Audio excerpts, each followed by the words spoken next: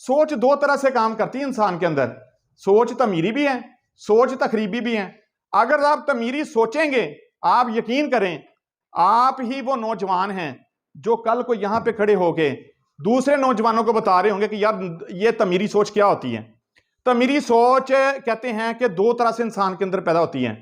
अगर इंसान के अंदर खौफे खुदा और दूसरा इश्क मुस्तफ़ा, ये दो चीजें पैदा होंगी ना, तो फिर आपके अंदर तमीरी सोच पैदा होनी है। वरना शैतानियत इस वक्त अपने पूरे अरूज पे है। नफ्स हमारा आपको इस तरह भटकाएगा कि आपकी नस्लों को बर्बाद कर देगा। आपको पता नहीं चलेगा कब आप बेरा रवि का शिकार हो गए। आपको इस चीज का एहसास ही नहीं होना, क्योंकि उसने जस्टिफिकेशन इस किस्म की आपको देनी है। उन्होंने कहा नहीं कोई मसला ही नहीं है, गलत काम कर ले कोई रोला नहीं है। यानी वो जस्टिफिकेशन इस तरह की देगा कि आप खुद से मुतमईन हो जाएंगी। आप कहेंगे ये, यानी वो गलत काम को ठीक साबित कर देगा और इंसान उसको मान लेगा।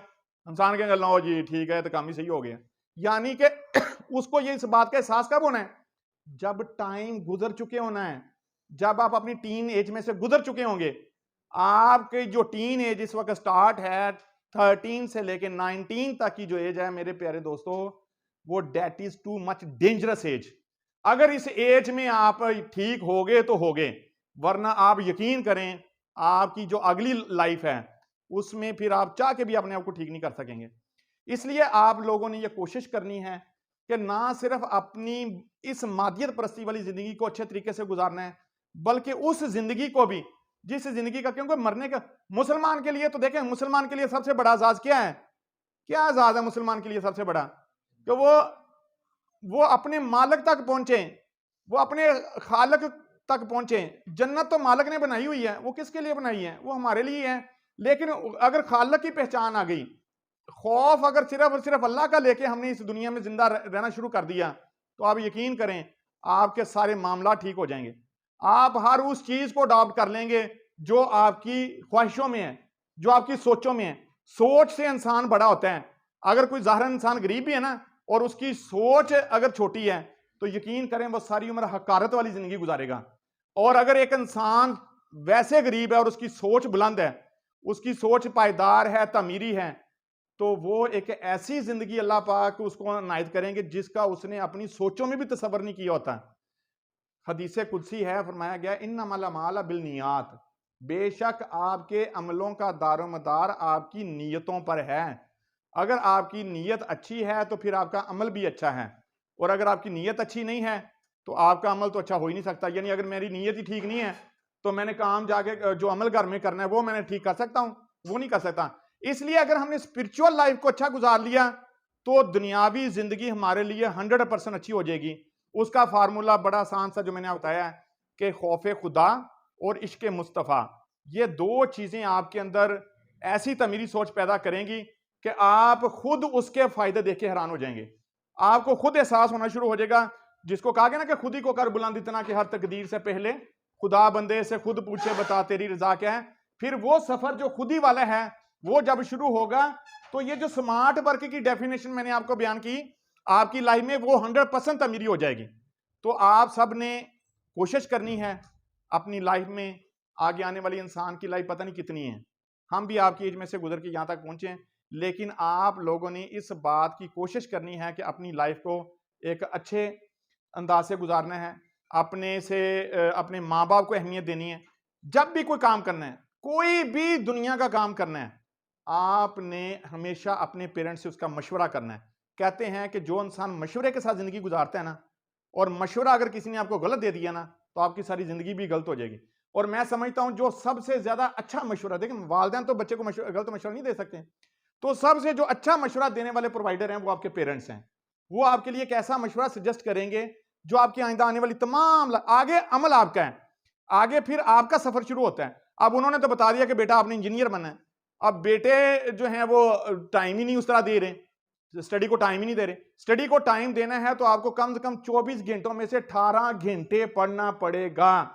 18 hours of your life you will spend in your study, then you will achieve the target. अगर आपने अपनी नींद को अपने ऊपर हैवी कर लिया, आपने कहा कि नहीं यार कोई मसला ही नहीं है, बात ठीक है, सुबह अल्लाह खैर सुबह एक लेक्चर ही ना दे देना जाके, इसका मतलब किसी का नुकसान नहीं कर रहे, आप यकीन कर लें आप अपना नुकसान कर रहे हैं। फेल होना है आप नहीं होना, पास होना है आप नहीं होना है। पेरेंट्स ने जिंदगी गुजार ली, उन्होंने आपको इस मुकाम तक पहुंचा दिया। अब आपका सफर शुरू हो रहा है। आपके सफर में आपने खुद ही के सफर में खुद ही को पहचानना है और अपना रिमोट कंट्रोल जो है वो किसी दूसरे के हाथ में नहीं देना। किसी ऐसे सफर में नहीं निकल जाना कि जिसमें इंसान को बाद में पछतावा हो कि यार ये काम मैं ऐसे ना करता तो ये कर लेता, ऐसे ना होता तो ये हो जाता। ये जो पछतावा होता है ना, ये इंसान के अंदर फिर एक कम्प्लेक्स पैदा करता है, और वो जो कम्प्लेक्स है वो इंसान की शख्सियत को डैमेज करता है। जो साथ में मिसाल आप फर्स्ट आ गई, दूसरे बच्चों ने स्टडी ना की, तो वो एक कम्प्लेक्स जो जेलसी एक पैदा होनी है, वो अगर इंसान अपने साथ लेके जिंदगी गुजारेगा तो इसका मतलब ये है कि वो और अपने आप को एक और आग की तरफ धकेल रहा है। कहते हैं कि इंसान का सफर अगर पीछे देखें, जमाना 3 हालतों में है, माजी, हाल और मुस्तकबिल। माजी वो जो हम गुजार चुके हैं। अच्छा, अब जो माजी गुजर गया, सही गुजर गया, अच्छा गुजर गया, उसका तो अब कुछ नहीं किया जा सकता है ना। लेकिन जो प्रेजेंट, जिस प्रेजेंट के अंदर हम आज खड़े हैं, अगर आज का ये हाल हमारा अच्छा हो गया ना, आप यकीन करें हर गुजरता लम्हा आपका माजी है, तो आपका माजी 100% अच्छा होगा। अगर आज ही मैंने कोई ऐसा अच्छा फेल शुरू कर दिया, आज से ही मैंने एक तहिया कर लिया कि यार मैंने अपने आप को बदलना है, मैंने अपनी सोच को तामीरी बनाना है, मैंने अपने वालिदैन के लिए, अपने मुल्क के लिए, अपने दीन इस्लाम के लिए, जिसके लिए अल्लाह पाक ने हमें पैदा किया है, अल्लाह पाक ने जिस मकसद के लिए हमें पैदा किया ना, उस मकसद को लेके अगर आप आज से जिंदगी गुजारेंगे तो आप यकीन करें आप ही कल के वो रहबर हैं, आप ही वो कल के ममार हैं जिन्होंने इस ना सिर्फ अपने लिए बल्कि आलम इस्लाम के लिए जीना है। हम में से ही वो लोग आगे आएंगे ना, और किन्हों ने आना है। वो कहते हैं ना, फजाए बदर पैदा कर, आज भी फरिश्ते उतरेंगे तेरी नुसरत को कतार अंद कतार। फरिश्ते आज भी उतर सकते हैं। आज भी कुरान पाक वही है जो आज से 1400 साल पहले था। हमारे आका पाक सल्लल्लाहु अलैहि वसल्लम, एक जेर जबर की भी चेंज नहीं है इसमें। सिर्फ यह है कि अब हमने उसको स्टडी करना है। जो मैनुअल, देखें हम घर में फ्रिज लेके आते हैं, टीवी लेके आते हैं, कुछ भी लेके आते हैं, तो उसका मैनुअल साथ आता है ना, हम उसको स्टडी करते हैं, उसको स्टडी करके हम उस चीज को ऑपरेट कर लेते हैं। तो अल्लाह पाक ने तो हमारा मैनुअल कुरान पाक की शक्ल में 1400 साल पहले भेज दिया है। लेकिन हमारे लिए मसला क्या है, हमारा नौजवान का मसला असल क्या है, हम उसको स्टडी करना गवारा नहीं करते हैं। हम यकीन कर लें, हम टिकटॉक पे या फेसबुक पे या मुख्तलिफ यूट्यूब चैनल पे तो कम से कम को 2-2, 4-4, 6-6 घंटे गुजार देंगे, लेकिन हम कुरान पाक को खोल के उसको पढ़ना, उसको उसके अंदर घुसने की कोशिश नहीं करते कि इसके अंदर लिखा क्या है मेरे लिए इस किताब में क्या लिखा हुआ है, और मैंने अपने आप को कैसे बिहेव करवाना है, उसको हम स्टडी करने की कोशिश नहीं करते हैं। जब हम उसको स्टडी नहीं करेंगे तो फिर डेफिनेटली हम में से वो होंगे जो शैतानियत में निकल जाएंगे, और हम में से वो फिर हो जाएंगे जो जालिम बन जाएंगे। तो हमने जालिम नहीं बनना, हमने शैतानियत वाले रास्ते पे नहीं जाना। हमने जो अल्लाह पाक ने हमारी हदें मुकर्रर की हैं, हमने उन हदों में रह के जिंदगी गुजारनी है। अल्लाह पाक ने हर एक के लिए, औरत के लिए और मर्द के लिए हदें मुकर्रर कर दी हैं, और ये हद में से जिस इंसान ने उस हद को पार किया वो जालिम ठहरा। हमने अपनी हदों में रह के जिंदगी गुजारनी है, तो आप इंशाअल्लाह ताला देखेंगे कि आपकी लाइफ जो है वो एक बेहतरीन लाइफ गुजरेगी। और मेरा ये तमाम आप लोगों के पास आके बातें शेयर करने का एक मकसद ये भी है कि ना सिर्फ आप लोगों की एक मेंटल मोटिवेशन हो, और मेरा यूट्यूब चैनल भी है मोटिवेशनल जोन के नाम से, आप उसको भी देखें, उसमें भी बहुत सारी इंफॉर्मेशन हमने शेयर की है आप नौजवानों के लिए, ताकि हमारा जो एक ये सफ़र है, जिस सफ़र में हमारा यंगस्टर्स इस वक्त चल रहा है, वो सफ़र ज़्यादा से ज़्यादा तमीरी हो। हम ना सिर्फ अपने लिए, अपने मुल्क पाकिस्तान के लिए, आप देखें हमारा मुल्क इस वक्त तरफ जा रहा है, ठीक है ना, तो ये जो हालात पैदा हो रहे हैं, हमने इन हालात में अपने आप को रखना है, काबू में रखना है, सस्टेन करना है, हालात से घबराना नहीं है। जो इंसान हालात से घबरा गया, आप यकीन कर लें वो इंसान जो है फना हो गया। हालात से नहीं घबराना, परेशान नहीं होना, ना इस चीज से कोई टेंशन लेनी है कि यार पता नहीं अगर कोई मसला हो गया तो मैं आगे सरवाइव नहीं कर सकूंगा, नहीं। जब इंसान खुद से अपने आप को अल्लाह पाक के हवाले कर देता है तो फिर उसके लिए कोई मसला नहीं रह जाता।